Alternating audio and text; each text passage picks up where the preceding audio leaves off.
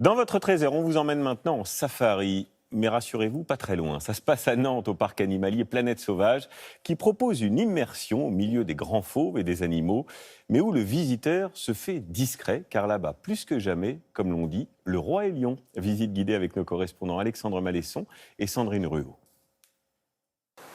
1, 2, 3. 3 girafes, le compte est bon. Frédéric et sa famille prennent possession de leur logement pour la nuit, avec des voisines un peu particulières. Dans ce parc sauvage, plus besoin de se déplacer, ce sont les animaux qui viennent à nous. C'est quand même quelque chose de pas banal parce qu'on n'a pas ça chez nous. On peut avoir un beau temps, une terrasse, mais pas une vue comme on a là avec une girafe qui a mangé à 15 mètres de nous. De l'autre côté du parc, dans cette maison, les colocataires sont des fauves. Sur ces images tournées par cette famille, des guépards qui se sont invités au petit déjeuner. Il a cligné des yeux quand je lui ai fait peur. Et même lorsqu'ils s'éloignent, l'émotion de Roman et Marjane reste intacte. Et ils ont venu passer à côté de la fenêtre et on les a vus de près. Et qu'est-ce que ça vous a fait quand vous les avez vus de près? Ils sont jolis, moi j'y crois. Moi je les voyais pas comme ça. Ils ont fait une petite balade, ils sont passés juste devant la baie vitrée. Bah, c'est impressionnant. Hein. La grande classe, c'est magnifique.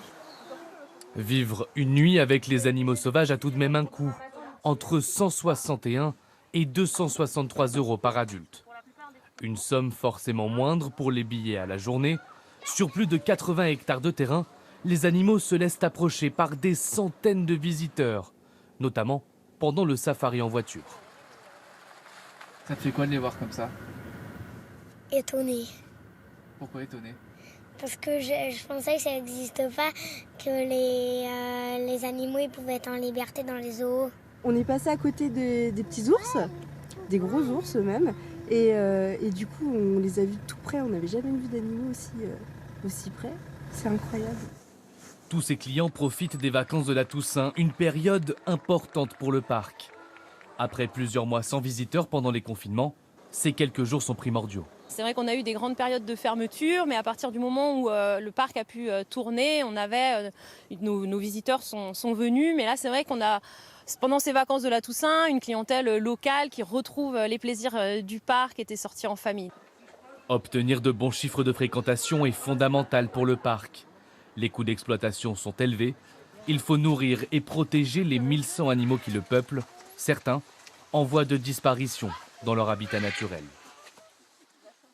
On va parler gastronomie.